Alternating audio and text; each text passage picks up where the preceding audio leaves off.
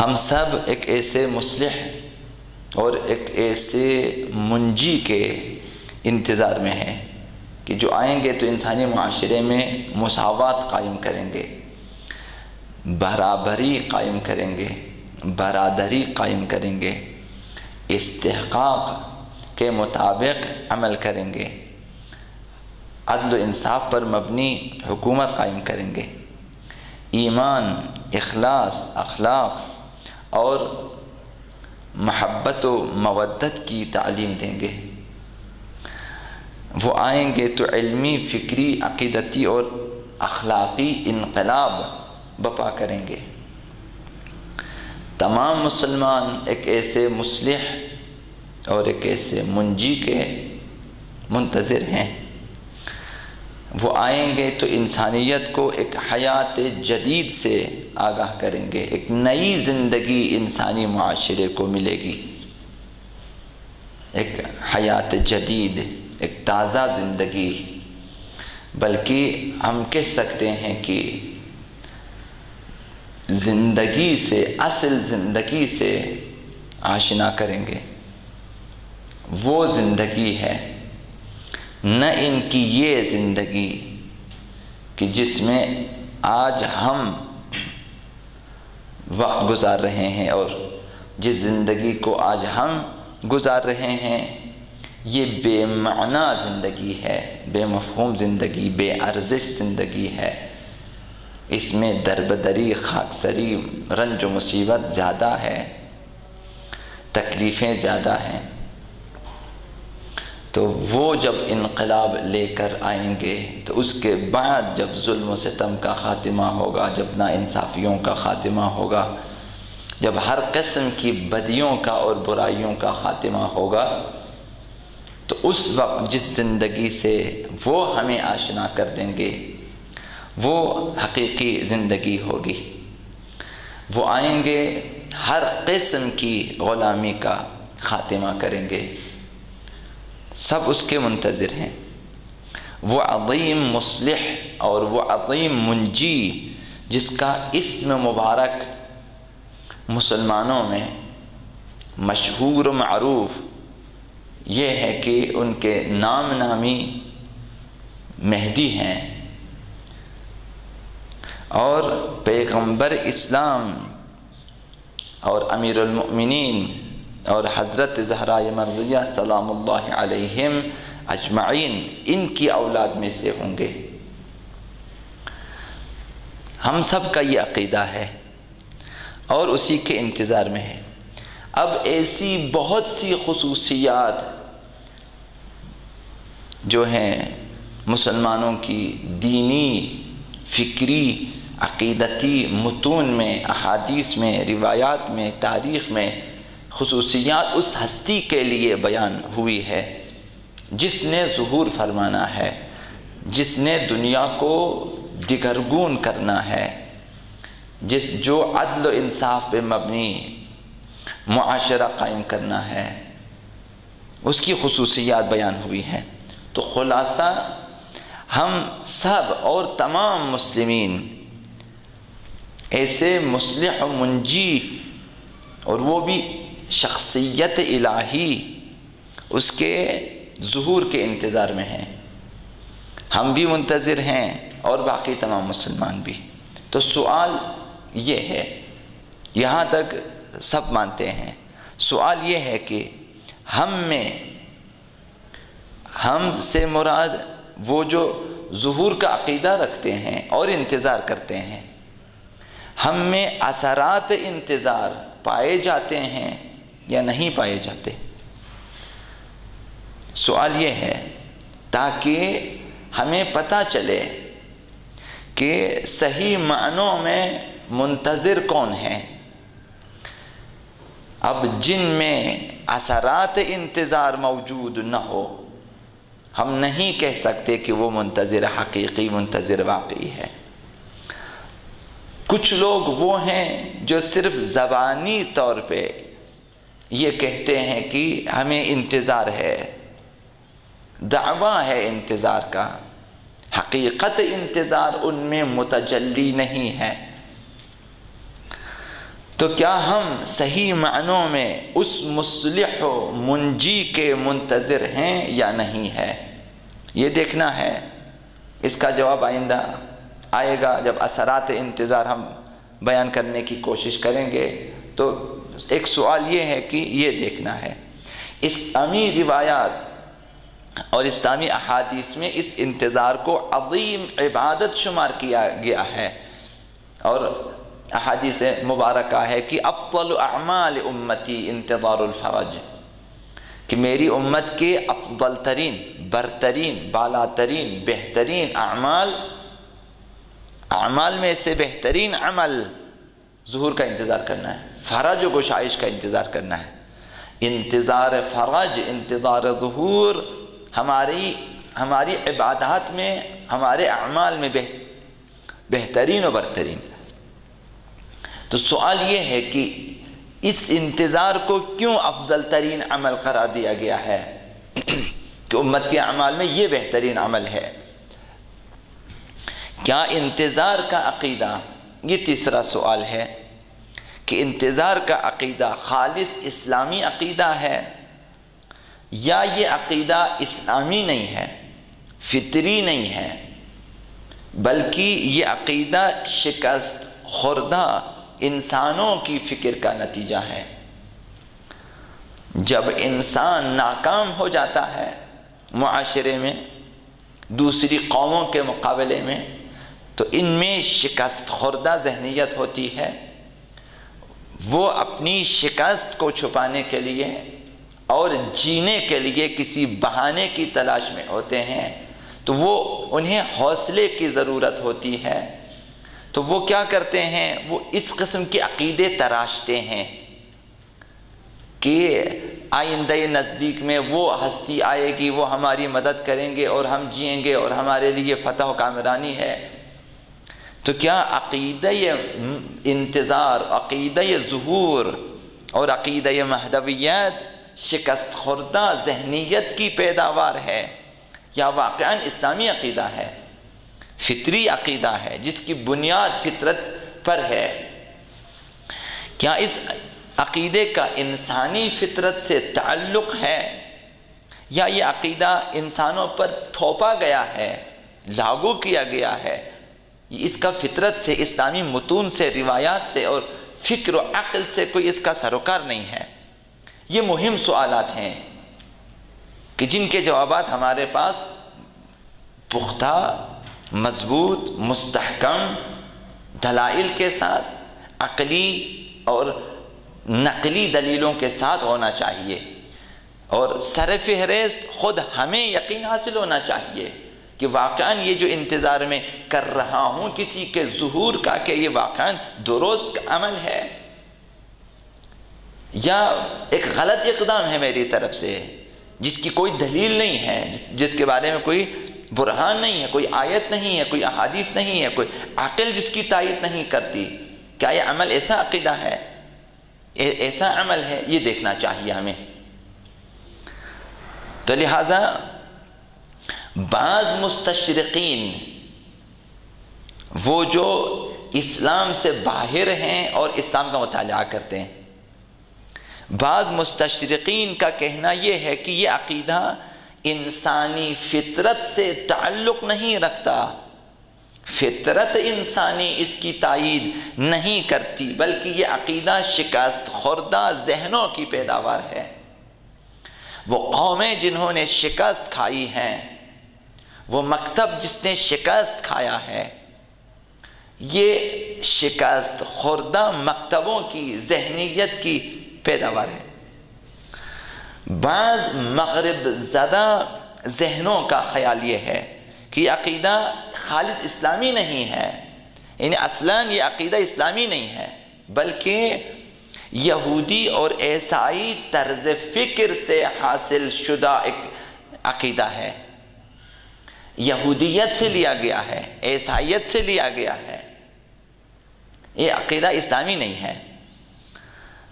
اب اس ضمن میں مادہ پرست ان کا کہنا یہ ہے کہ اس عقیدے کی اصل و اساس اقتصادیات پر ہے، یہ اس کا عقل و فکر سے کوئی تعلق نہیں ہے، دین و مکتب سے کوئی تعلق نہیں ہے، بلکہ عقیدہ انتظار، عقیدہ مہدویت، عقیدہ ظہور یہ اقتصادیات سے نکلا ہے۔ صرف فقیروں، مجبوروں، ناداروں اور کمزوروں کو بہلانے کے لیے یہ عقیدہ وجود میں لایا گیا ہے، تاکہ جن قوموں میں لوگ جو ہے فقر کے شکار ہیں، تنگ دستی کے شکار ہیں، نادار ہیں، اقتصادیات ان کی خراب ہے، انہیں سہارا دینے کے لیے، دلاسا دینے کے لیے، تسلی دینے کے لیے، حوصلہ دینے کے لیے یہ عقیدہ گڑھا گیا ہے، تاکہ وہ لوگ جو ہیں زندگی گزار سکیں۔ ایک خیالی چیز ہے، انہیں بتایا گیا کہ ایسی ہستی آئے گی، وہ ظہور کرے گی اور ایسا انقلاب ہوگا تو یہ، اور اس طرح سے انتظار کرنا ثواب رکھتا ہے، وغیرہ وغیرہ۔ یہ مادہ پرستوں کا ہے۔ اب ہمیں دیکھنا کیا ہے؟ ہمیں دیکھنا یہ ہے کہ حقیقت امر کیا ہے۔ آیا یہ عقیدہ واقعاً اسلامی ہے جس کی بنیاد فطرت پر ہے؟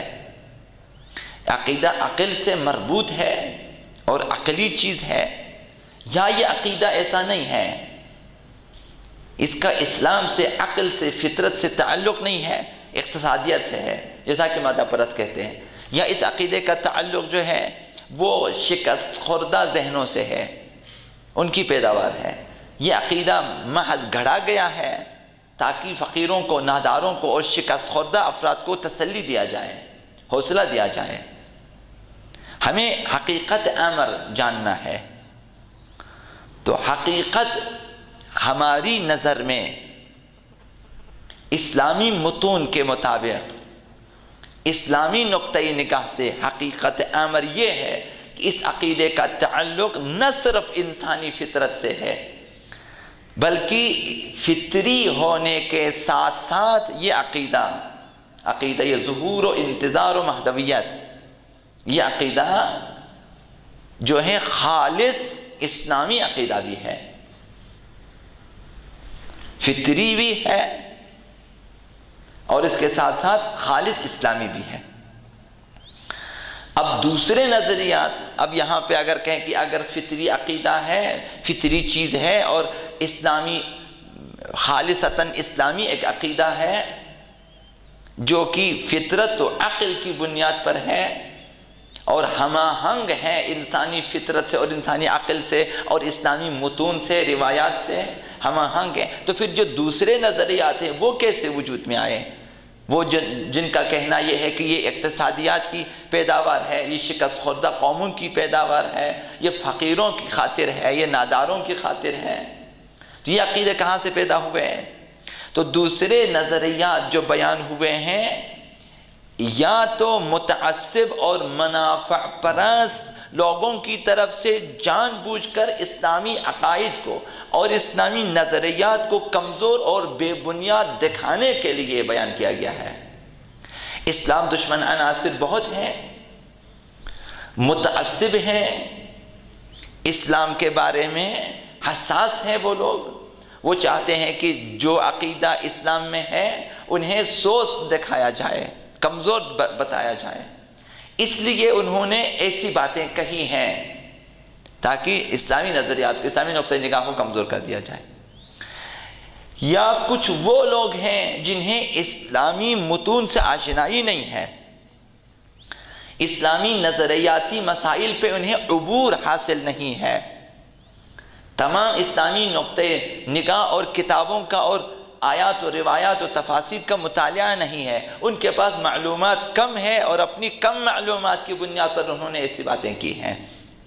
صحیح طور پر اسلامی مسائل اور اسلامی مخصوصاً نظریاتی اور عقیدتی فکری مسائل پہ انہیں عبور حاصل نہیں ہے، مطالعہ ان کا کم ہے، لہٰذا انہوں نے بغیر سوچے سمجھے، بغیر کسی تحقیق کے جو ہیں ہماری نظریات پہ اور ہمارے عقائد پہ انہوں نے جو ہیں کچھ کہنا شروع کر دیا۔ اب محدود معلومات کی بنیاد پر نظریہ قائم کرنا کوئی عقل مندی نہیں ہے، یہ بیوقوفی ہے۔ نظریہ صرف وہ قائم کر سکتا ہے، اسے اختیار ہے کہ وہ نظریہ قائم کرے جو ایسے مسائل کے اطراف میں اور جوانب میں علمی تحقیق کرے اور خوب آشنا ہو۔ اس کے بعد تمام تر تحقیقات کے بعد اگر وہ کسی نتیجے پر پہنچے تو پھر وہ اپنا نتیجہ بیان کرے۔ نہ ان کے اب بعض مستشرقین کو اسلامی متون سے، اسلامی روایات سے، اسلامی دلائل و براہین سے آشنائی نہیں ہے، اسلامی فلسفے سے جنہیں آشنائی نہیں ہے، حکمت اسلامیہ سے آشنائی نہیں ہے، وہ آتے ہیں اور نظریات قائم کرتے ہیں۔ تو یہ بے عقلی ہے۔ تو نظریات جو ہمارے نظریے کے خلاف جو ہیں بیان کیے جاتے ہیں، وہ نظریات اس وجہ سے ہیں، یا تعصب کی وجہ سے ہیں، یا پھر لا علمی کی وجہ سے ہیں، یا کم علمی کی وجہ سے ہیں، یا کج فہمی کی وجہ سے ہیں۔ بعض کا کہنا یہ ہے کہ اس عقیدے کی بنیاد جو بھی ہو، فطرت پر ہو، اسلامی متون سے اس کا تعلق ہو، یا اقتصادیات سے ہو، یا شکست خوردہ ذہنیت کی وجہ سے ہو، جیسا بھی ہو۔ ہمارا سوال یہ نہیں ہے کہ یہ عقیدہ کس بنیاد پر ہے، ہمارا سوال یہ ہے کہ یہ عقیدہ جو اس کا فائدہ کیا ہے، اس کے اثرات کیا ہیں، اصلا ہمیں اس سے کیا۔ تو ہم نے یہ بتانا ہے اور ہم خود کو باور کرانا ہے کہ اس عقیدے کے اثرات کیا ہیں اور اس کے نتائج کیا ہیں، اس عقیدے کی بنیاد کیا ہے۔ ان کا کہنا یہ ہے کہ اس عقیدے کا کیا فائدہ ہے، اس کے اثرات کیا ہیں۔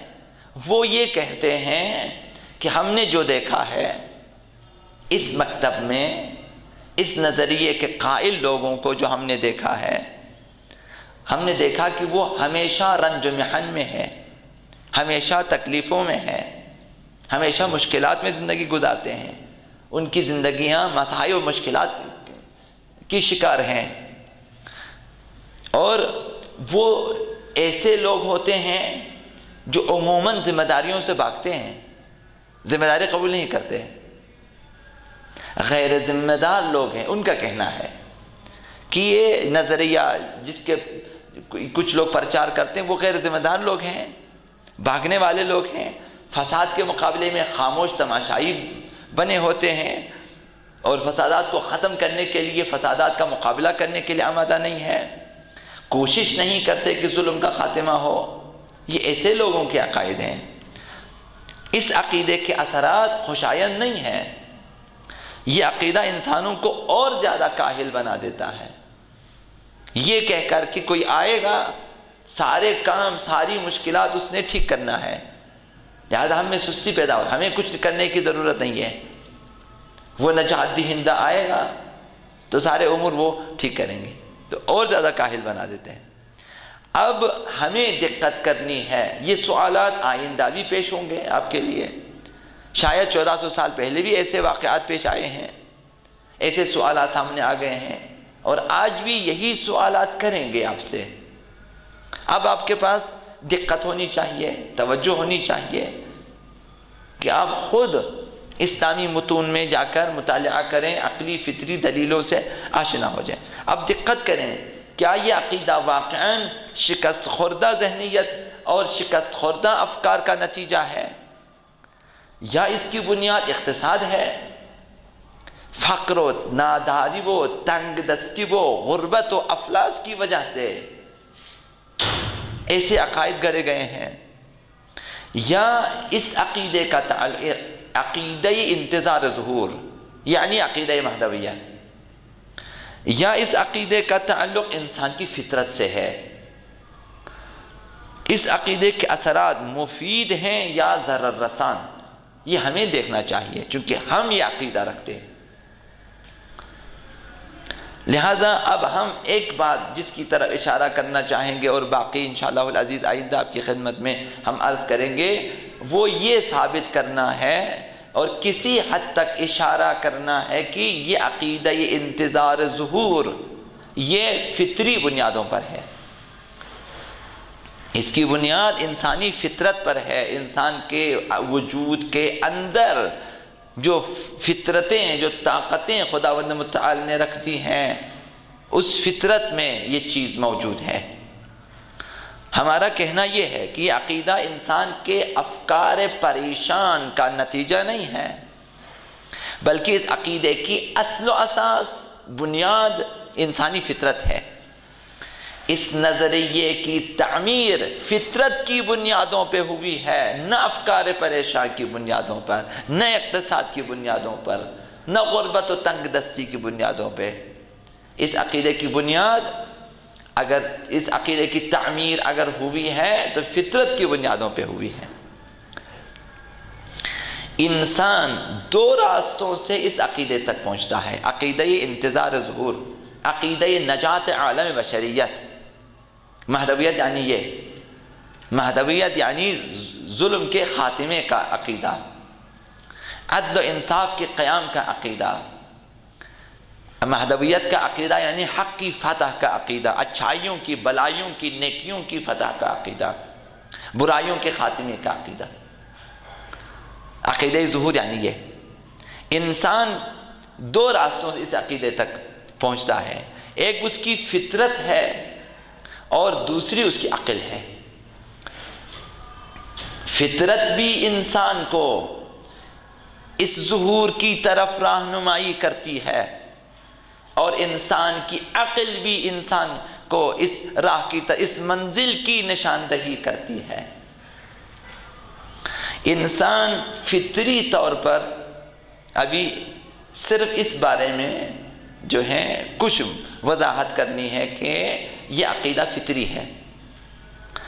انسان فطری طور پر طالب کمال ہے، بچہ ہو، جوان ہو، بوڑھا، مرد، عورت، جو بھی ہے وہ طالب کمال ہے، کامل ہونا چاہتا ہے انسان ہمیشہ۔ بچہ بھی کامل ہونا چاہتا ہے، کھاتا ہے، روتا ہے، جو ہیں مختلف ان کی درخواستیں ہوتی ہیں بچوں کی کہ مجھے یہ چاہیے تو وہ چاہیے، یہ سب کچھ۔ اور ایک جوان نوکری کرتا ہے، تعلیم حاصل کرتا ہے، تو کامل ہونے کے لیے کمی ہے، اس کمی کو پورا کرنا چاہتے ہیں، صاحب کمال ہونا چاہتا ہے، کامل ہونا چاہتا ہے۔ تو انسان فطری طور پر طالب کمال ہے، کوئی سکھائے یا نہ سکھائے وہ چاہتا ہے کامل ہو جائے، اس کی فطرت کی آواز ہے، اور خواہش کمال رکھتا ہے۔ اس میں یہ صلاحیت موجود ہے انسان میں کہ جن چیزوں کو نہیں جانتا ان کے بارے میں معلومات حاصل کرو، جانے، یہ صلاحیت ہے انسان میں۔ لہذا انسان ہمیشہ اپنی معلومات کے زور پہ مجہولات کی تلاش میں ہے، وہ مجہولات کو جو ہیں معلومات میں تبدیل کرنا چاہتا ہے، چونکہ وہ سمجھتا ہے کہ مجہولات اگر معلومات میں بدل جائے تو میں کسی حد تک کامل ہو جاؤں گا۔ اسی طرح سے انسان فطری طور پر نیکی پسند ہے، اچھائی پسند۔ ہر انسان، مومن، کافر، سب یہی کہے گا کہ یہ نیکی ہے اور نیکی کرنا اچھی بات ہے، اچھا کام ہے۔ انسان فطرتاً نیکی پسند ہے اور برائیوں سے نفرت کرتا ہے، یہ انسان کی فطرت میں ہے۔ انسان میں حصول کمال کا جذبہ یہ صرف زندگی کے بعض شعبوں میں نہیں ہے، بلکہ زندگی کے تمام شعبوں میں حاوی ہے۔ ہر شعبے میں، جس شعبے میں جائے انسان، شادی اگر کرتا ہے تو کامل ہونے کے لیے، نقص ہے، سمجھتے ہیں کہ اگر شادی نہ کروں کہ میں ادھورا ہوں، میں پورا نہیں ہوں، شادی کے بعد میں پورا ہو جاتا ہوں۔ انسان اگر نوکری کرتا ہے تو کمی کو پورا کرنے کے لیے، کامل ہونے کے لیے۔ انسان اگر کھاتا ہے تو اسی مقصد کے لیے، انسان اگر کسی کے ساتھ دوستی کرتا ہے تو اسی مقصد کے لیے، وہ کمی کو پورا کرنا اور کامل ہونا چاہتا ہے۔ تو انسان میں حصول کمال کا یہ جذبہ تمام زندگی کے شعبوں پہ حاوی ہے۔ مثلا انسان زیادہ سے زیادہ تعلیم حاصل کرنا چاہتا ہے، کیونکہ سمجھتا ہے کہ جتنا زیادہ علم میرے پاس آئے گا اسی حساب سے میں کامل ہو جاؤں گا، میں دوسروں سے بہتر و برتر ہو جاؤں گا۔ تو اس جذبہ کمال کے تحت انسان زیادہ سے زیادہ تعلیم حاصل کرتا ہے۔ تو کیا کوئی شخص، کوئی عقل مند انسان یہ کہہ سکتا ہے کہ انسان کی یہ علم دوستی، یہ خواہش کمال، یہ شکست خوردہ کسی ذہنیت کی پیداوار ہے کہ چونکہ انسان نے شکست کھایا اب یہ تعلیم حاصل کرنا چاہتا ہے، جبکہ معاشرے برعکس ہے، جو شکست کھاتا ہے وہ تعلیم حاصل نہیں کرتا، وہ بیٹھ جاتا ہے۔ تو یہ چونکہ فطری خواہش ہے، حصول علم کی خواہش، تو یہ شکست خوردہ ذہنیت کی پیداوار نہیں ہے، یا اس کا تعلق تربیت سے نہیں ہے، اس کا تعلق اقتصاد پہ نہیں ہے، غربت پہ نہیں ہے۔ اتنا ضرور ہے کہ یہ چیزیں تعلیم، تربیت، معاشرہ، دوستی، یہ چیزیں، ماحول، یہ چیزیں جو ہیں انسان کے لیے حصول کمال میں معاون ہیں، جو ہیں یہ چیزیں قوت یا ضعف میں مددگار ہیں۔ کبھی ماحول انسان کو خسارے میں ڈالتا ہے، اسے کمزور کر دیتا، کبھی اسے قوی کر دیتا ہے، کبھی ماحول کی وجہ سے پڑھنے لگتا ہے، کبھی ماحول کی وجہ چھوڑنے لگتا ہے۔ تو ان تقاضوں کا وجود اقتصاد کی مرہون منت نہیں ہے، شکست خوردہ ذہنیت کی یا تعلیمات، یہ فطری ہے۔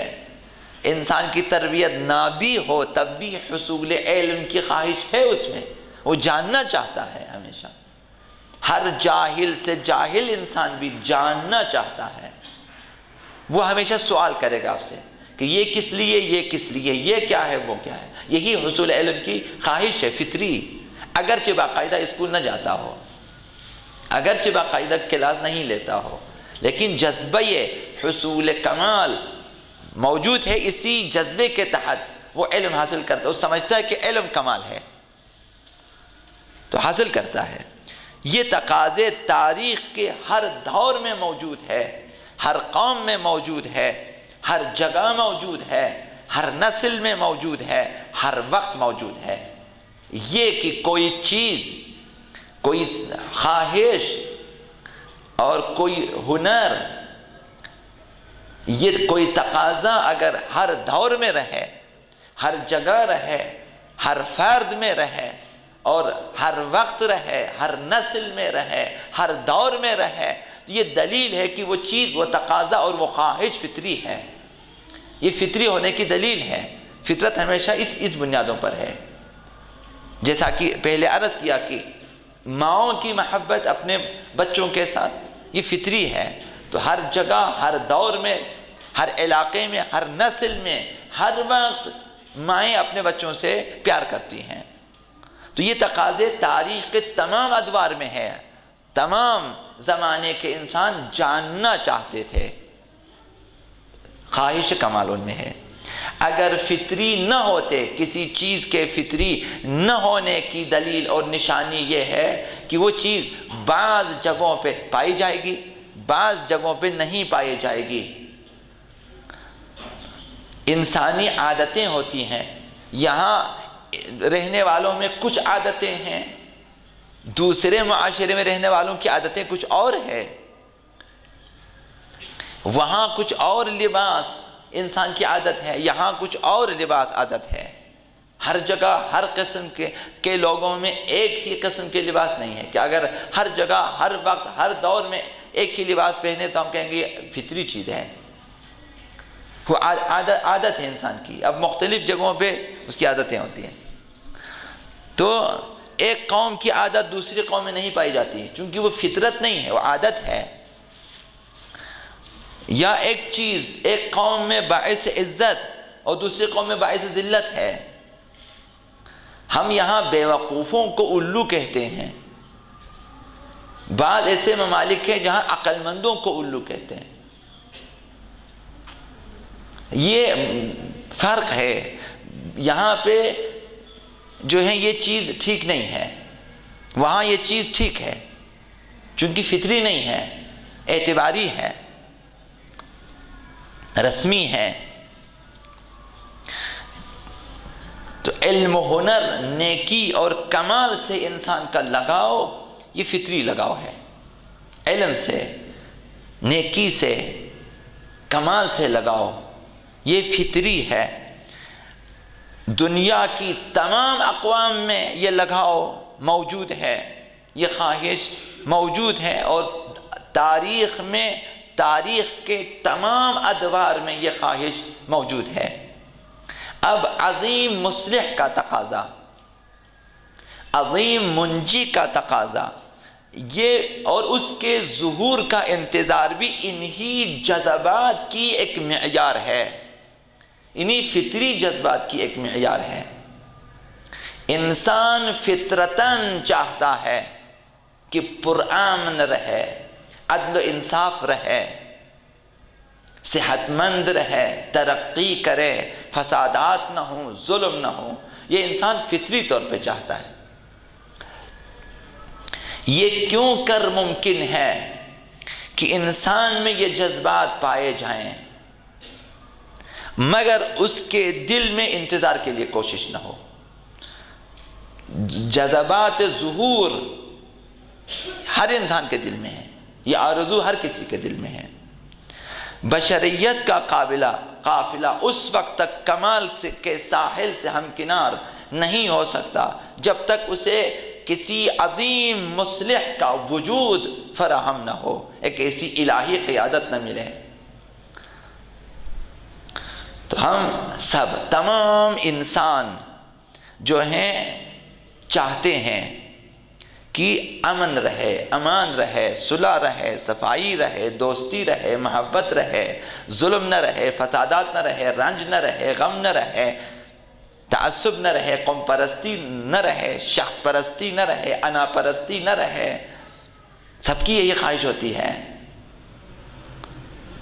تو یہ عقیدہ شکست خوردہ ذہنیت کا نتیجہ نہیں ہے، چونکہ تاریخ کا ہر فرد یہی چاہتا ہے کہ معاشرہ پرامن رہے اور عدل انصاف کی حکومت ہو یہاں پہ۔ ہر شخص چاہتا ہے کہ حقدار کو اس کا حق ملنا چاہیے، یہ فطری چیز ہے۔ فطری ہونے کا تقاضا جو عرض کیا، یہ ہے دلیل کہ ہر دور میں اور ہر شخص میں، ہر قوم میں، ہر وقت، ہر زمانے میں وہ چیز موجود رہے گی۔ اور فطری ہونے کا ایک تقاضا یہ ہے،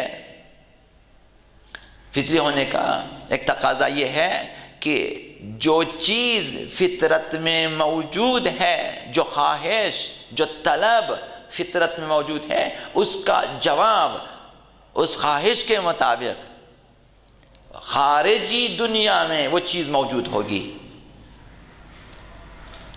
انسان کو بھوک لگتی ہے، یہ فطری ہے۔ یہ بھوک انسان کی دلالت کرتی ہے کہ اس بھوک کو مٹانے والی چیز دنیا میں موجود ہے۔ پیاس لگتی ہے انسان کو، یہ پیاس دلیل ہے کہ دنیا میں اس پیاس کو بجھانے والی کوئی چیز موجود ہے، یہ خود دلیل ہے۔ لہذا یہ انسان کی خواہش کہ امن رہے، امان رہے، ظلم نہ ہو، ستم نہ ہو، اسی طرح سے حق تلفی نہ ہو، فقر نہ ہو، ناداری نہ ہو، افلاس نہ ہو، خون خرابہ نہ ہو، دہشت گردی نہ ہو، خوف نہ ہو، حزن نہ ہو، یہ چیزیں انسان کی فطری خواہش ہے۔ ہر انسان کے دل میں یہ آرزو ہے کہ انصاف و مساوات رہے، برادری رہے، برابری رہے۔ آرزو ہے کہ دنیا پہ عدل و انصاف کی اور مساوات کی اور برادری اور اخوت و بھائی چارے کی حکومت قائم ہو جائے، صلح و صفا رہے، مروت رہے، ظلم و جور و استبداد ختم ہو جائے۔ اگر انسانی وجود میں کوئی جذبہ پایا جاتا ہے تو اس بات کی دلیل ہے کہ اس جذبے کا جواب خارجی دنیا میں موجود ہے۔ اب اگر انسان کے دل میں خواہش ہے کہ پوری دنیا پہ جو ہے امن کی حکومت ہو، صلح و صفائی کی حکومت ہو، عدل و انصاف کی حکومت ہو، یہ ہر کسی کی خواہش ہے، تو لامحالہ کوئی ایسی ہستی بھی موجود ہے جس نے اس روئے زمین پہ جو ہے عدل و انصاف کی حکومت قائم کرنی ہے۔ یہ فطری ہونے کی دلیل ہے۔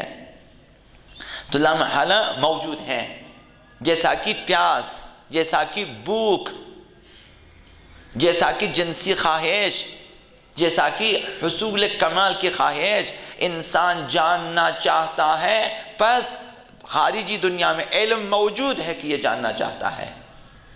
پیاس دلیل ہے کہ پانی موجود ہے، بھوک دلیل ہے کہ میوہ موجود ہے۔ تو لہٰذا یہ خواہش امن و امان، یہ خواہش عدل و مساوات دلیل ہے کہ کوئی عادل ہستی موجود ہے جس نے عدل کو قائم کرنا ہے، کوئی قیام کرنے والی ہستی موجود ہے جس نے قیام کرنا ہے۔ ظلم و ستم کے خاتمے کی آرزو ہے ہمارے دلوں میں، تو دلیل ہے کہ کوئی ایسا منجی عالم بشریت موجود ہے جس نے ظلم و ستم کا خاتمہ کر۔ تو ممکن ہی نہیں کہ انسان آرزو رکھتا ہو کہ ساری دنیا سے ظلم و ستم کا خاتمہ ہو جائے اور کوئی ظلم و ستم کا خاتمہ کرنے والا نہ ہو، یہ ناممکن ہے۔ تو اس لیے ہم کہتے ہیں ہم ایک ایسی ہستی کے انتظار میں ہیں، یہ ہماری فطرت کی آواز ہے، ہماری فطرت کہتی ہے کہ کوئی ایسی ہستی موجود ہے، چونکہ میری خواہش ہے کہ ظلم و ستم کا خاتمہ ہو جائے۔ اگر انسان میں فطرتاً حصول علم کا جذبہ پایا جاتا ہے تو ضرور خارج میں علم موجود ہے کہ انسان حاصل کر سکتا ہے، جاننے کے مواقع موجود ہے کہ انسان حاصل کر سکتا ہے۔ اگر پانی کا وجود نہ ہوتا دنیا میں، انسان کو کبھی پیاس نہ لگتی۔ اگر کھانا موجود نہ ہوتا کبھی پیاس نہ لگتی۔ اگر جنس مخالف موجود نہ ہو تو نہ کسی عورت میں نہ کسی مرد میں شادی کی خواہش پیدا نہ ہوتی۔ یہ تمام چیزیں دلیل ہیں کہ خارجی دنیا میں اس خواہش کے مطابق جو ہیں اس کا جواب اور اس کا علاج موجود ہے۔ لہذا پانی کا وجود ہے، ممکن ہے کہ ایک انسان سستی کرے، کاہلی کرے، پانی کی تلاش میں نہ جائے، پانی تلاش نہ کرے، یہ الگ قصہ ہے، لیکن پانی حتماً موجود ہے۔ تو یہ دلیل ہے انسان کے اندر ان خواہشات کا پیدا ہونا، یہ پاکیزہ خواہشات، یہ الہی خواہشات، امن و امان کی خواہش، عدل و انصاف کی خواہش، مساوات کی خواہش، برادری کی خواہش، برابری کی خواہش، معنویات کی خواہش، ترقی کی خواہش، عرفان و